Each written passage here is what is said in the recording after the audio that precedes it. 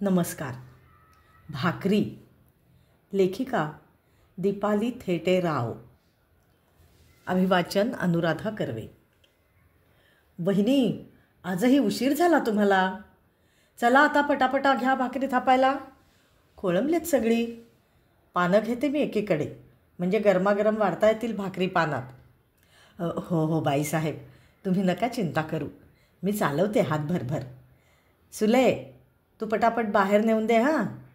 प्रतिभाताई भराभर भाकरी करत होत्या आणि त्यांची 8-9 वर्षांची आईबरोबर आलेली लेक त्या बाहेर नेऊन देत होती. मला मला हवी, पहिली मला हवी, टम्म फुगलेली भाकरी आणि त्यावर लोण्याचा गोळा. बाहेरून ऋता ओरडली. नाही, अजिबात नाही, आज माझा नंबर आहे पहिली भाकरी घेण्याचा. राहुल तिच्याशी भांडत म्हणाला. अरे हो हो, भांडू नका रे. आपण पहिली भाकरी अर्धी अर्धी करून दोघांनाही देऊ, मग तर झालं. वनिताबाईंनी मुलांची समजूत काढली आणि वळून म्हणाल्या. वहिनी, मला नाही जमत हो तुमच्यासारख्या भाकरी. या मुलांना तव्यावरच्या पहिल्या भाकरीचं वेळ.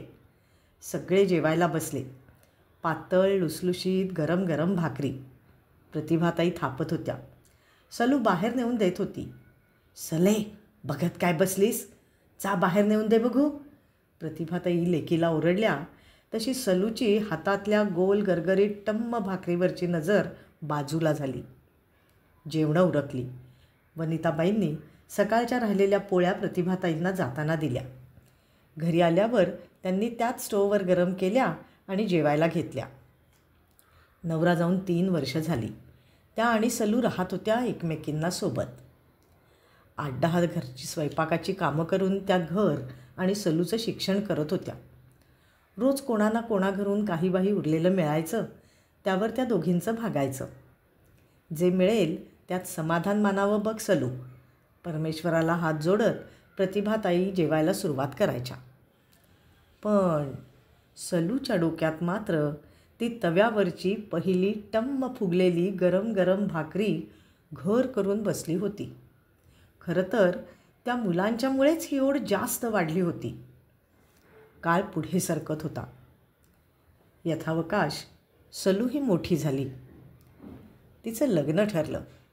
सासरी आल्यावर स्वयंपाकाची जबाबदारी तिच्याच अंगावर. चव आहे ग हाताला तुझ्या, अगदी आईसारखीच लेक हो, अन्नपूर्णा आहे. तुझ्या हातचं खाल्लं की समाधान वाटतं बघ. सासरच्या कौतुक वर्षावात न्हावून निघायची ती आणि मग हौसेनं सगळ्यांसाठी काही बाही सतत करतच राहायची. तव्यावरच्या तिच्या फुगलेल्या भाकरीसाठी आता तिचा लेक भांडायचा, हट्ट करायचा. दिवस पुढे जात होते. काळाचं चक्र कोणासाठी थांबलं आहे का कधी? आई गेली. सलू ही आता सासू झाली होती. सून नोकरी करणारी, मायाळू, सासूला जपणारी, तिला हवं नको ते आणून देणारी. सलूच्या भाकरीवर तिचाही जीव. मी बाकीचं सगळं करेन, पण भाकरी मात्र तुम्हीच करा हां. मला फार आवडते बाई तुम्ही केलेली गरम गरम भाकरी खायला. सलूही मग रोज संध्याकाळी अन्नपूर्णेचे हात ल्यायची, नेहमीसारखंच. आता आजारी होती सलू, अगदी अंथरुणावर. आता काही फार दिवस राहणार नाहीत त्या म्हणत डॉक्टरांनीही घरी पाठवून दिलेलं. सुनबाईवर सगळा कामाचा व्याप. मुलांच्या शाळा, नवरा, सासरा, सगळ्यांचं खाणंपिणं सांभाळून ती सलूकडं बघायची. एके दिवशी सलूची तब्येत फारच खालावली. आई, काय होतं आहे गं? तुला काही हवं असेल, काही इच्छा असेल तर सांग ना. तू कधीच आमच्याकडे काही मागितलं नाहीस गं. जे मिळेल त्यात समाधान मानत गेलीस. आई, सांग ना गं. उशाशी बसत मुलानं आईचं डोकं मांडीवर घेतलं. पार मुटकुळं झालेलं, खंगलेलं सुलूचं शरीर पाहून त्याला गलबलून आलं. एकच इच्छा आहे रे, शेवटची. आयुष्यात एकदा तरी तव्यावरची टम्म फुगलेली लुसलुशीत गरम पहिली भाकरी, त्यावर लोण्याचा गोळा टाकून मला एकदा खायची आहे रे. सुलूचं मन बालपणात पोचलं होतं. आता शेजारी सुनेच्या जागी तिला आई दिसत होती. तिनं हलकेच आईचा हात दाबला. डोळे पुसत सुनबाई स्वयंपाकघराकडे वळली. पीठ भिजवून तवा गॅसवर ठेवला. त्यावर थापलेली भाकरी टाकली.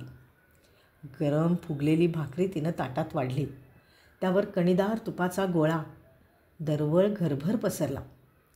सलूनी तो परिचित हवासा वास मन भरून आत घेतला.